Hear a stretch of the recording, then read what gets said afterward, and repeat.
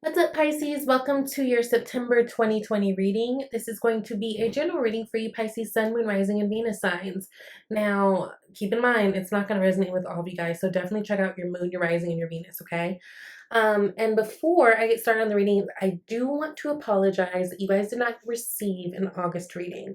I had a COVID-related family emergency that I had to tend to, and then mid-month I had to get my son ready for distance learning, and just a lot of changes, a lot of changes this month. And honestly, I just wasn't in the right mind frame to continue readings for the month of August. So I do apologize, but we're here now, and I hope you guys understand. I just don't want to give you a reading with my weird energy stamped all over it, okay?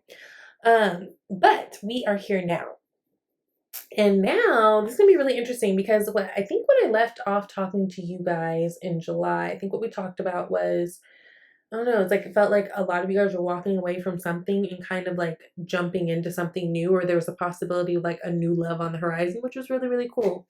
Now this month, your first house and your seventh house are super activated, right? Because we are in Virgo season, and Virgo is your opposite. So the month of September for you guys is really all about seventh house energy, which is all about partnerships, relationships of all kinds. Of course, when we talk about partnerships and relationships, most of us think intimate relationships, and it most likely could be. And there are some cards in here that talk about that. Actually, you got the Four of Wands, you got Two of Cups, so there are we are talking about relationships this month, just know. But then also we've got the first house energy of like ourself and our image and the mask we wear and the vehicle that we, move through, that type of thing. So there's a lot of that for you this month, Pisces, okay? So bottom of the deck, I love, you have the Wheel of Fortune. So this is unseen energy. So this is all about that karmic wheel spinning, right? This is about things changing. This is about, like I said, karma. This is about, and for some of you guys, this has to do with, some of you guys are connected to an Aries. Like you got the Emperor right underneath the Wheel of Fortune. And just let you know, your last card on the spread is the King of Wands, which is fire energy, which could be Aries, Leo, or Sagittarius. So there is strong Aries energy. And actually, if you have any Aries placements in your chart, if you're dealing with an Aries, I would go check out their reading, because if I'm not mistaken, I believe I was talking about you a little bit in their reading. So it's worth it, worth a try, right? So what I do know is this is a time where things are changing. We've got a 10 with the Wheel of Fortune, and that's all about closings and openings, right? It's all about endings and new beginnings. So you guys are definitely kind of in that in-between stage of something, right? Now, we've got the Four of Wands, which we love. We've got the Moon card, which we love. There you are showing up. And we've got the Seven of Cups. Lots to do with love, lots to do with emotion, lots to do with options, illusions,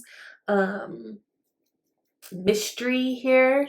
We talk about four of anything in tarot. Fours are all about foundations, right? When we talk about Four of Wands specifically, it has a lot to do with celebrating something.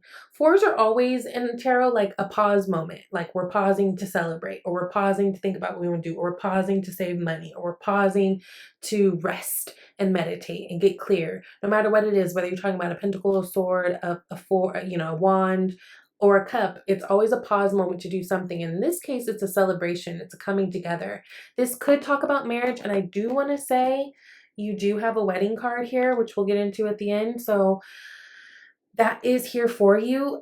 This does feel like this has a lot to do with setting the foundations for a loving relationship. With the Moon card, we've got the mystery here, right? We don't quite know what's going on with Miss Badu in the Moon, right? This is your energy. This for me is also really closely connected to Cancer, since Cancer is ruled by the moon. I think this full moon that's happening in your sign is going to be really big for you guys, right? Especially in terms of just yourself. Like, I think there's, whenever we have full moons, a lot of times it signifies a completion of something and a leveling up of something. And I think for you guys, it's no different. It's probably going to be a very emotional one for you. I think there's a lot of mystery here. And especially with the Moon's card sitting next to the Seven of Cups, right? Because Seven of Cups, yes, it talks about options, right? But it also talks about confusion. And whenever we see Seven of Cups, it's always like a hint to me, like, Danny, you need to cut through the swords. Like, grab somebody's knife or somebody's sword, or cut through the swords. God, I can't even talk. You need to cut through the clouds, right? It's a very clouded energy because there's so many options that it could be a little bit confusing. Also, this could be about dreams and all that. But with the Four of Wands showing up here, and it's sitting over the Two of Cups, just so you know. Nine of Pentacles. That's really interesting. And then right now, the bottom of the deck is the Justice card.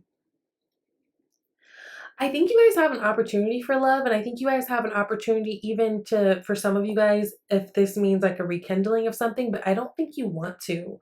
Nine of Pentacles, she's single, but she's fine with being single. Like, she's totally content with where she is because she don't want to, like, she has everything she needs. She's abundant. She takes good care of herself. She's lovely. She gets the attention she needs. Like, this person is thriving on their own.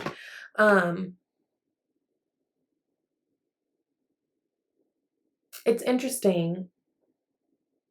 Some of you guys might even be splitting up from someone, because when we talk about the marriage card, or like the possibility of marriage and soulmate and all that stuff, when we talk about Four of Wands, and then you team that up with Justice card and the Nine of Pentacles, this could be a separation. This could even be a coming back together of something. You guys trying to like set something back up. Let me clarify the Moon card.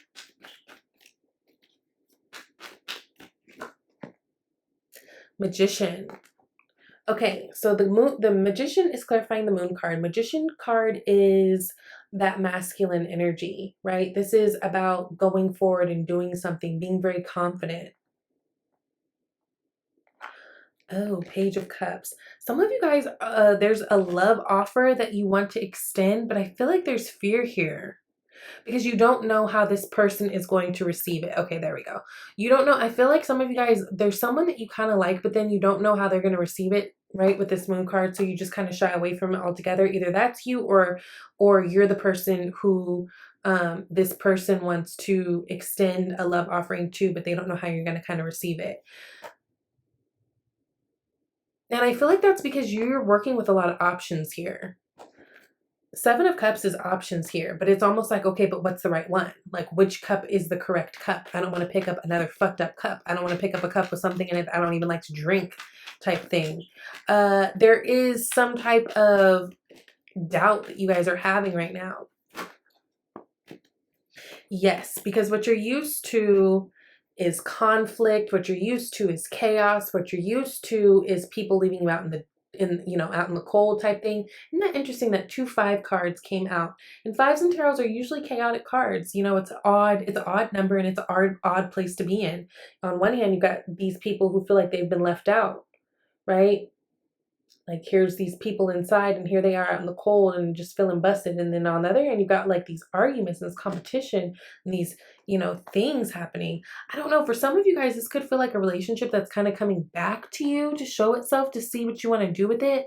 I don't know how you guys feel about moving forward.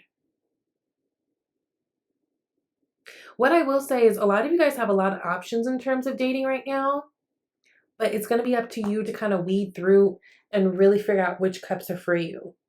Because some cups are going to bring you nothing but drama. There's some cups in here that are going to actually make things a lot more complicated than they need to be. And I think you already know that. Definitely be trusting your intuition with all these cups energy too. There is a lot about intuition here. Now, the Hierophant card is sitting at the bottom of the deck right now. That's Taurus energy. Maybe you were involved with the Taurus. I don't know. But that's also about commitment.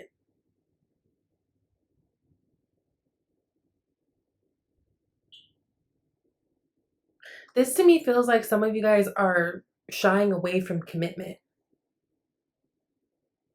And again, it may not have anything to do with the actual people in front of your face, but even just past experiences. I think a lot of you are fully content with your life as it is. You're content with your own space. You're content with your, all the things. Although it's very odd because Pisces, you guys do love love, right? You guys are a very emotional sign. I mean, you're a water sign. But there's this element of fear and not trusting and not knowing. It's very much human nature to feel like we have to know every detail of everything in order to move forward, but that's not necessarily how spirit works, right? And I think there's just a reminder like to like really like step in the power of divine faith. Ooh, Pisces. Okay, so in your environment, you've got a Two of Cups here. There's some connection here that's super important to you. This might be someone from the past. I'm telling you, there's stuff from the past coming up here. Okay. I got it. Six of Cups and Eight of Wands both flew out. Six of Cups is a very nostalgic card, right? It's all about nostalgia. It's all about the past. It's all about soulmate energy again. So you guys, both of these together are both soulmate cards. There might be someone that you guys are going to be connecting with in the past, or someone from the past that wants to connect with you. You might be hearing communication coming forward with that. Yeah, and this could be something that like things just were not right in the past. They could have even been sneaky and a liar. Justice card. Yeah, this could be someone that you were with and separated from, someone you were with and divorced from. There's someone who's around you though that still loves you. And I feel like they want to talk to you. Or I feel like in some way you guys will be connecting. I just don't. I don't know how you feel though, because I feel like you have options and I feel like you kind of want to play with those. But this is the thing too, Pisces, which I tell you this all the time and it's not to get on you. You guys have this, it's actually a superpower that maybe all the rest of us are jealous of, but it's annoying when we have to deal with you. Where you guys can just go away to your own little world. And sometimes what that does is that could leave the other person hanging. I don't know. I just feel like you want to continue kind of meeting other people.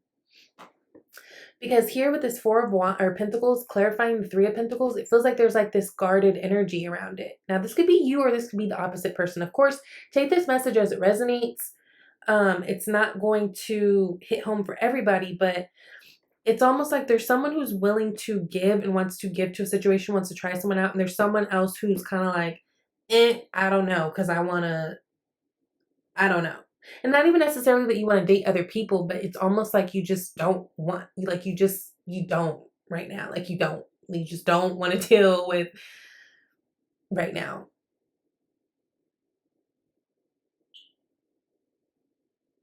Yeah, that's really, really interesting. Really, really interesting. But this could be someone that you were married to, or like a future, this could be like a future wedding that's coming up. This could be, this relationship was significant. So I can understand why Seven of Cups is here. I can understand why there's a little bit of confusion here. But what I want you to remember is you're not forced into anything. You actually have the power. You're the one holding the wand here. You're the one making the changes here, making the decisions here. So also don't, if you feel like someone's trying to strong arm you into a relationship, Pisces, tell the ass to back off. King of Wands being clarified by the Hangman. Sorry, my eyeball itches.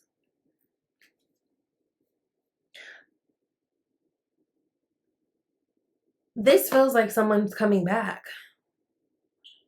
Because King of Wands with the Hangman energy is a stagnant energy. This is when things are at a standstill and we need just to surrender to the fact that something is not working out a certain way. So it requires us to look at things from a different perspective. I mean, that's why he's hung, right?